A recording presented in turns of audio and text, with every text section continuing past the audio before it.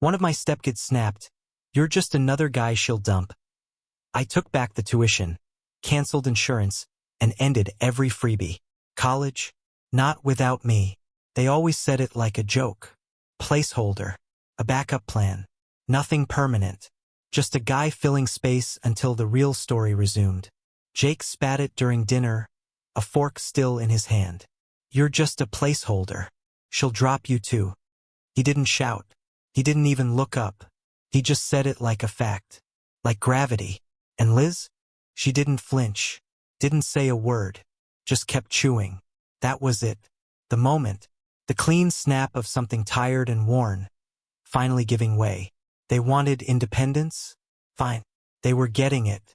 I'm Evan. 44. Mechanic. Married to Liz 6 years. She's an attorney, the sharp kind. The kind that wins with silence. When we met, she had 2 kids. Jake was 14, Riley 13. Their dad, Chris, was a mirage. Always somewhere else. Divorced, vacationing, bankrupt, whatever fit that year's narrative. He sends ski photos. Sometimes a late birthday card. Never child support. Never presents. I showed up. I paid for insurance. I covered SAT prep, college tours, therapy, lost phone replacements. When Jake totaled his first car, I helped buy a used Civic and fixed it up myself. When Riley needed a letter of recommendation, I stayed up all night helping her write it. When their friends came over, I grilled burgers, paid for pizza, turned down my music, and kept the fridge stocked. Not because I had to, not because I wanted thanks, but because that's what showing up looks like. I never asked to be dad. Never needed the title. All I wanted was a seat at the table. Not as a stranger, not as the help, but as someone who mattered. It's funny how people show you who they really are with the smallest moments. Like dinner. It was quiet. Tuesday. I'd grilled ribeyes, made roasted potatoes, even steamed that asparagus Liz likes. We all sat down. I asked Jake how college planning was going. Just a question. Just interest. He didn't even glance at me. Just shoved his plate a few inches away and muttered it. "You're just next in line." Then he went back to chewing. Riley snorted. Smiled into her glass. Liz didn't look up. No one defended me. No one paused. The silence after was worse than the words. Because silence is agreement. I cleared my plate, rinsed it in the sink. Didn't say anything. Went to bed next to Liz like nothing happened. But everything had changed. At 5:12 a.m. I got up. Didn't make a sound. Brewed coffee, opened my laptop, sat at the kitchen table. And started the work. Canceled Jake's tuition payment to Portland State. Logged into the family phone plan. Removed Riley and Jake. Called the insurance company. Took both kids off the policy. No more Netflix. No more Spotify family. No more gas cards. No more Amazon purchases billed to me. Every perk, gym access, meal plan, car repairs, gone. It wasn't rage. It was clarity. I had been funding a system that saw me as disposable. That stops now. The last thing I left was a notarized revocation of guardianship. Sat it on the kitchen counter, sealed in a blue folder. That's when it started. Riley came down first. Groggy, barefoot. She reached for the coffee machine, saw the folder, opened it. Read it once. Blinked. Set it down slowly. Didn't speak. Didn't ask. Just stood there like someone had turned off gravity. Jake came down next, grumbling. "The Wi-Fi's out," he said. Annoyed, staring at his phone. Then louder. "Did you forget to pay the bill? Or what?" I stepped out of the garage, wiping my hands with a rag. "No," I said. "I remembered." He squinted, confused, then walked past me into the kitchen. Riley was still standing there, still silent. I didn't go back inside. I went to work, put on my uniform, rotated tires, changed oil, kept my head down. I didn't answer texts, didn't call Liz, didn't wait for her to reach out either. That night she came home late. No greeting, just saw the folder. Flipped through the pages methodically. Legalese, signatures, notary seal. It was airtight. She didn't speak. Just stared down at it like she was waiting for it to vanish. I stood in the hallway, watched her. She didn't cry. She didn't ask why. Because she knew. This wasn't sudden. It wasn't cruel. It was overdue. What they said at that table, it didn't wound me because it was new. It wounded me because it was confirmation. I wasn't one of them. I was a service. Paycheck. A man tolerated out of convenience. Every moment I had poured into this house. Every soccer practice driven to. Every therapy bill paid. Every night I ate last so they could have seconds. None of it bought respect. So I withdrew it. You don't get to spit in the hand that feeds you, and then still ask for dessert. Liz stood there with the folder in her hands. Her eyes were unreadable. But for the first time, I didn't look to decode them. I just turned and walked away. She could explain it to them. Or not. I was done being the one who fixed everything. The next morning, I didn't cook breakfast. Didn't refill the cereal shelf, didn't restock milk. No more groceries from my account. They wanted distance, I gave them separation. By 9 a.m., the ripples began. Riley came storming into the garage, phone in hand. Why is my student portal locked? No greeting, no concern, just demand. I kept working, grease under my nails, socket wrench deep in a busted-out Hyundai. You'll have to talk to financial aid, I said. Her eyes narrowed. They said the tuition payment bounced. I nodded. Then you'll want to call your father. There was a beat, hesitation, disbelief, then heat. Are you serious right now? I wiped my hands and looked her straight in the face. You told me I'm a placeholder. This is what it looks like when the placeholder steps back. She didn't respond, just turned and left, muttering something about petty bullsh *T. By noon, Jake had discovered the rest. Phone plan? Dead. Spotify? Gone. His bank card? Declined. He stormed into the kitchen where Liz sat on her second coffee, reading case files. You need to fix this, he snapped. I can't even call my study group. She didn't look up. You'll need to take that up with Evan. Jake scoffed, turned to me as I walked in. Seriously? You think this proves something? I didn't flinch. It proves I believed you. That's what you wanted, right?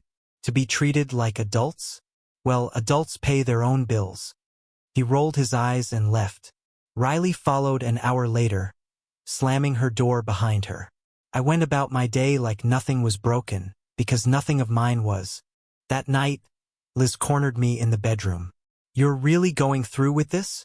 Not angry, not surprised, just flat. I already did, I said, folding a shirt. She stepped closer. You're punishing them for being kids. No, I said, turning to face her. I'm punishing myself if I keep paying for people who mock me. You're not their father. I paused. Let those words hang. I know, I said finally. They made that perfectly clear. She didn't apologize. She just stared, like she was trying to solve a puzzle with missing pieces. But there was no puzzle, no mystery, just math. I pulled out a folder, slid it across the dresser. Receipts, bank statements, over $84,000 across 6 years. Tuition, tech flights, dental, food, clothing, therapy. A father's ledger without the father's name. She opened it slowly, saw the proof. Every sacrifice cataloged and archived. Why keep all this? She whispered. To remind myself what I gave, I said.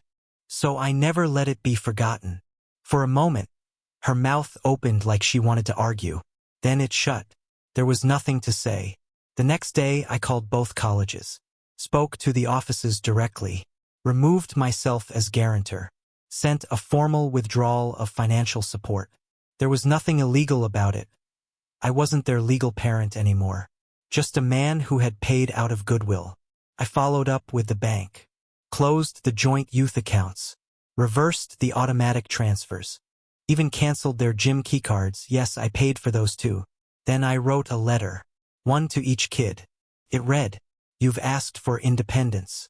You've shown me I'm not family, only finance. I've heard you. I'm stepping back. Adults choose their lives.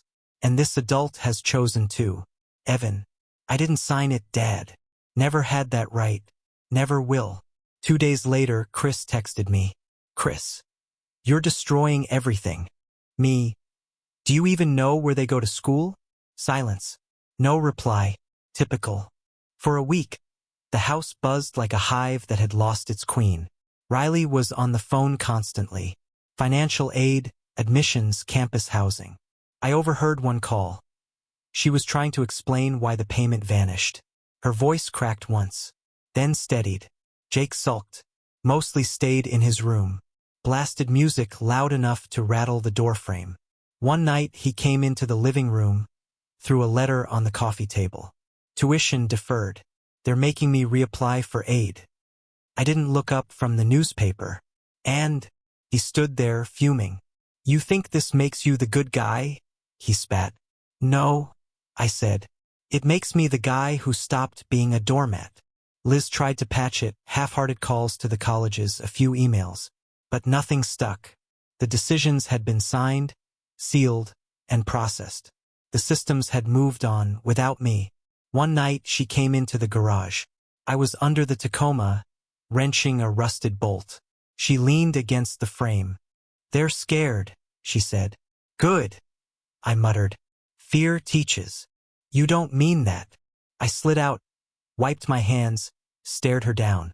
I do. I mean every goddamn word. She sat on the workbench, silent for a while. I should have said something, she admitted. When they said those things, when I let it slide. I didn't answer. Let her sit in the stillness she'd built. She looked up. Is it too late to fix this? I nodded. It's not about fixing.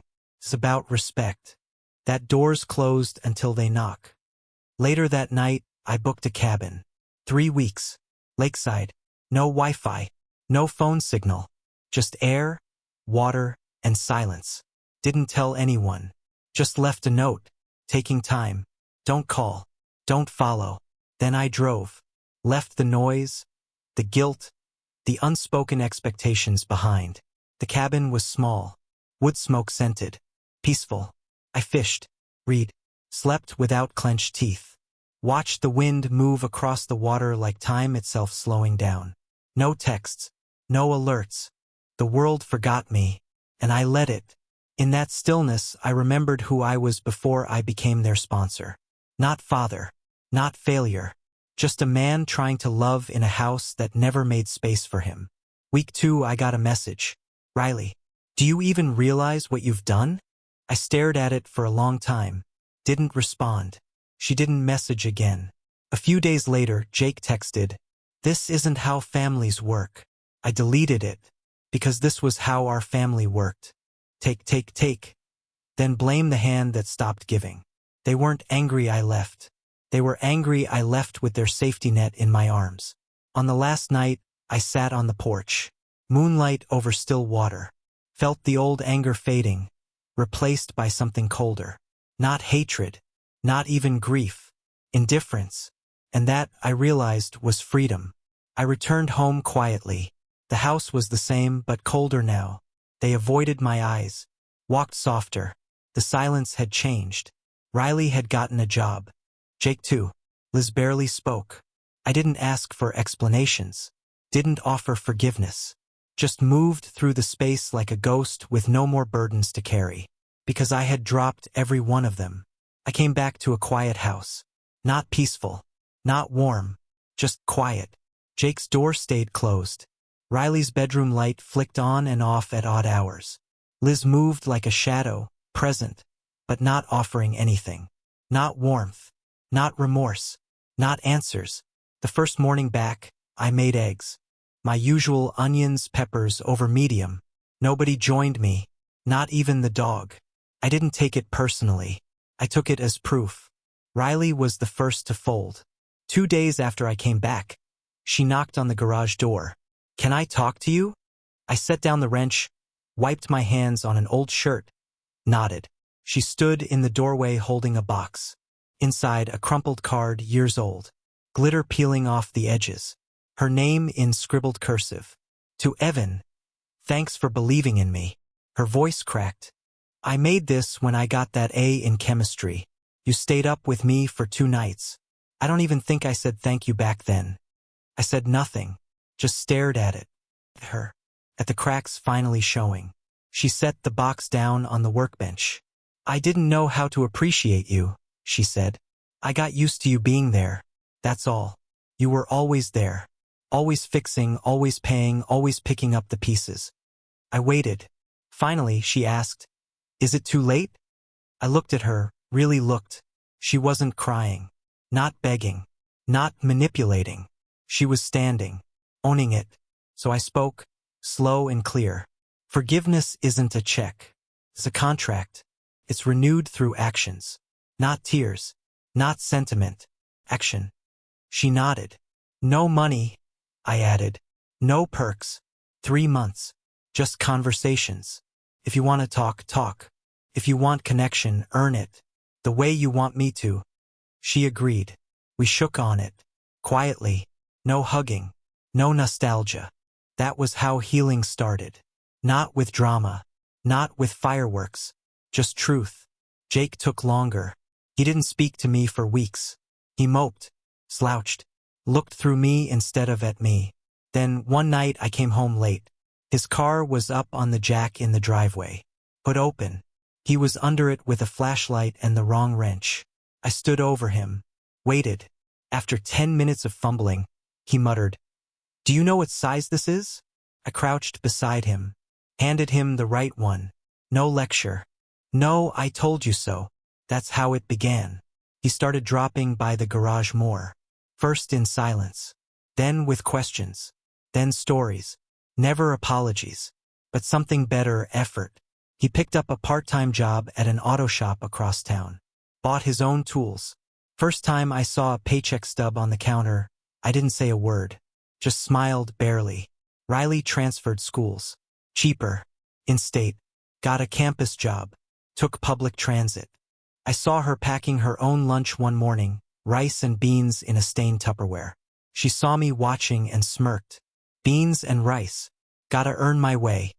Respect, I thought. That's what this was. Not love. Not family dinners and matching pajamas. But respect. Finally. Liz though. Liz stayed a problem. She wanted to rewind time. Pretend none of it happened. But I wasn't interested in her fantasies.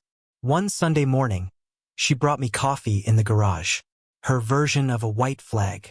We could start over, she said. I sipped it. Bitter roast. No sugar. We could, I replied. But not with them in my wallet. She sat down beside me. You're not going to support them ever again? I'll support anyone who supports me. That's the new math. She looked tired. Not defeated, just old. Like the truth had aged her overnight. I didn't push. I gave her a boundary. She could stay in this marriage, but it would be a different one. One where my value wasn't assumed, and my silence wasn't interpreted as consent. She agreed, or at least didn't fight it. From then on, Sundays were ours.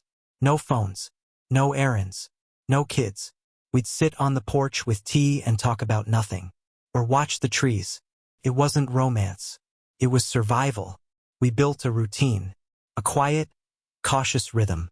1 month. Then 2. Jake came home one night with grease under his nails.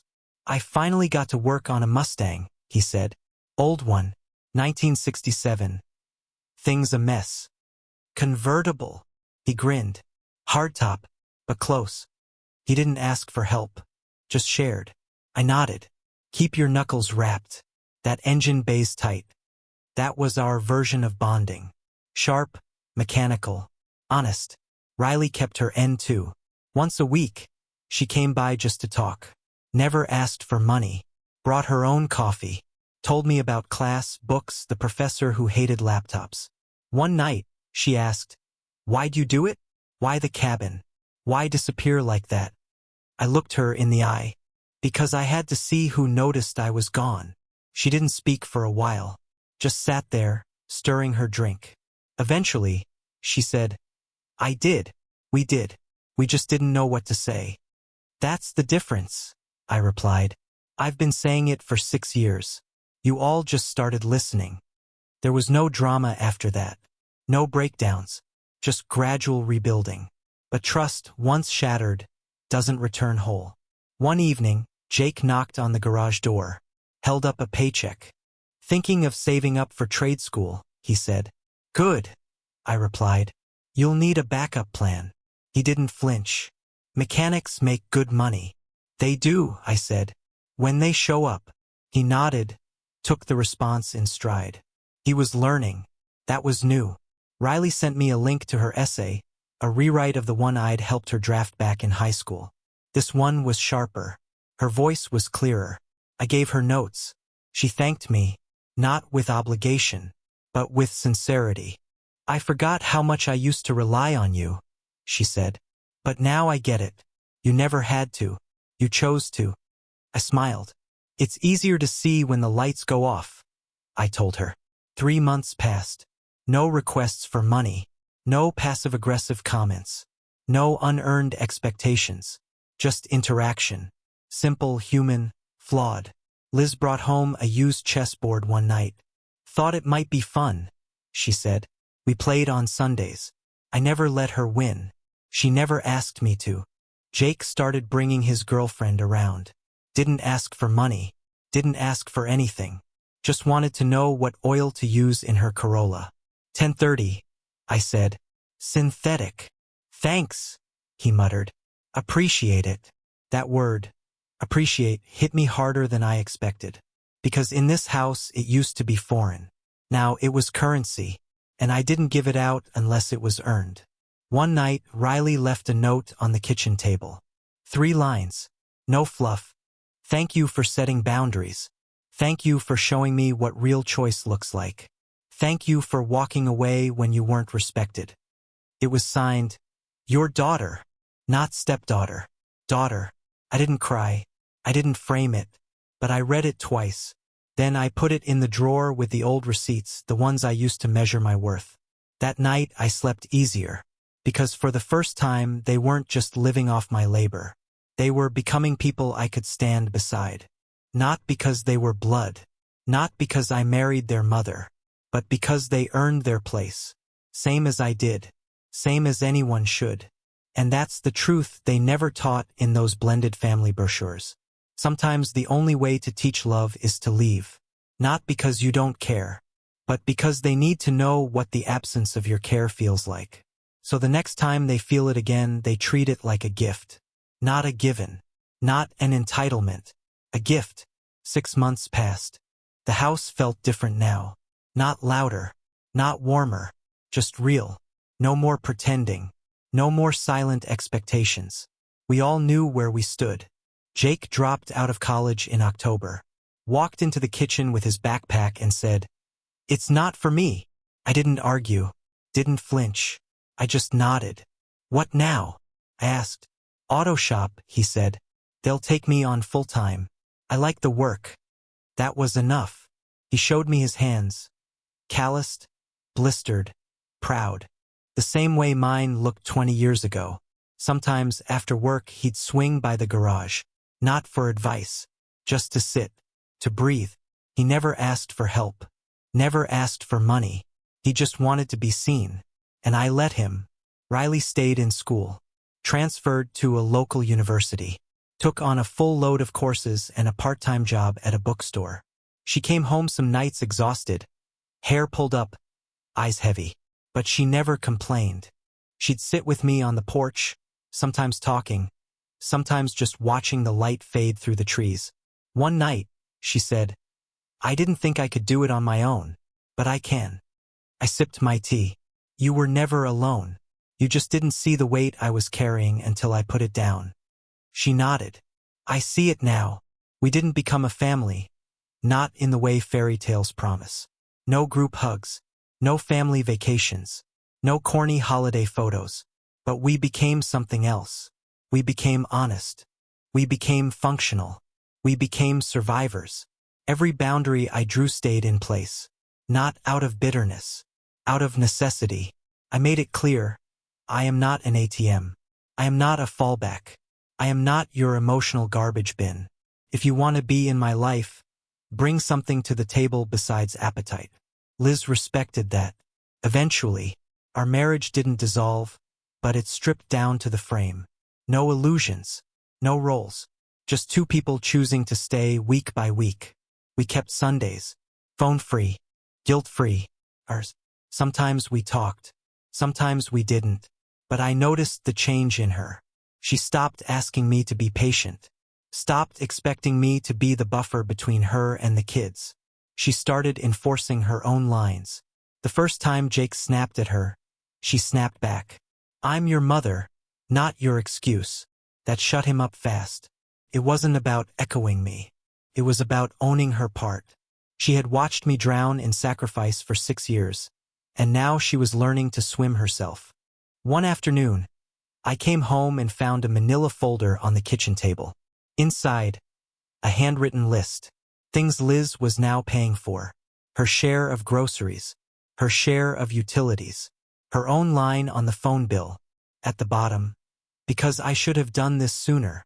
I didn't say a word. I just added a sticky note to the front. Thank you for understanding the cost of silence. Weeks passed. Seasons shifted. The house settled into its new skin. One night, Riley cooked dinner. Stir-fry. Oversalted, undercooked rice. She was proud of it anyway. We ate in the living room, no ceremony, no speeches. At the end, she cleared the plates, then sat down across from me. Have I earned it?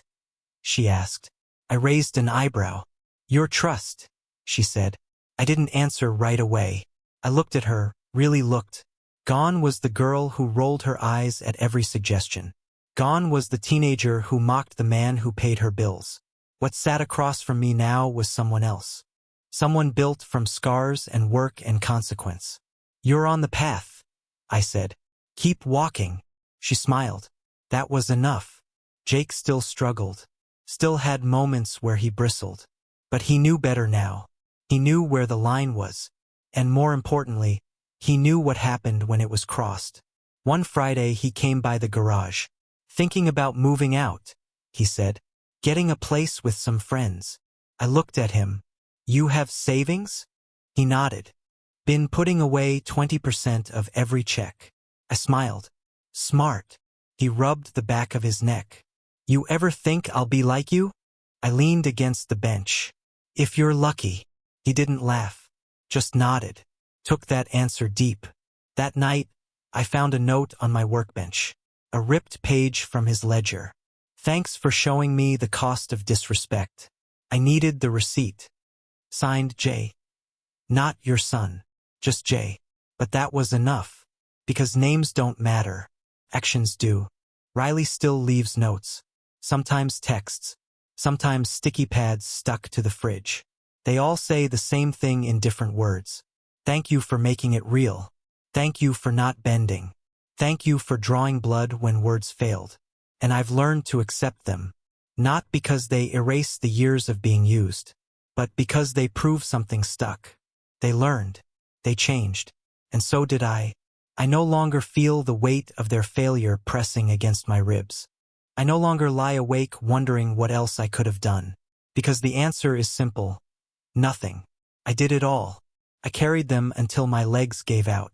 I spoke love in the language of sacrifice, and they didn't hear it until the payments stopped. Now they listen, not because they're grateful, but because they're aware of cost, of consequence, of me. Last weekend, Riley left another card on the table. Plain brown paper. 3 sentences. Thank you for setting boundaries. Thank you for showing me what real choice looks like. Thank you for walking away when you weren't respected. This one was signed differently. Your daughter. Not a slip. Not a gimmick. A decision. I read it twice. Then I placed it in the same drawer as the first one. No frame. No spotlight. Just where it belonged. Where things of worth go when they're earned. So now, when people ask me what changed, what finally broke, I tell them this. Nothing broke. I just stopped carrying what wasn't mine. I stopped financing contempt. I stopped translating silence as resilience. I stepped away and watched the tower fall. Not because I hated them, but because I needed them to build it back with their own hands. And they did. Not perfectly, but enough. And that's what matters. Because this time they didn't use me. They stood beside me, not as children, not as dependents, as people who saw what I gave, who felt what it cost, and who, finally, gave something back. So now I ask you, was I wrong? Was I wrong to pull the plug? Was I wrong to let them fall? Was I wrong to demand something more than blood and proximity? Or was it the only way to teach them what family really costs? You tell me, you answer, because I already know mine, and I sleep well with it. Every single night, quiet, undisturbed, alone if I have to be, but never ever used again.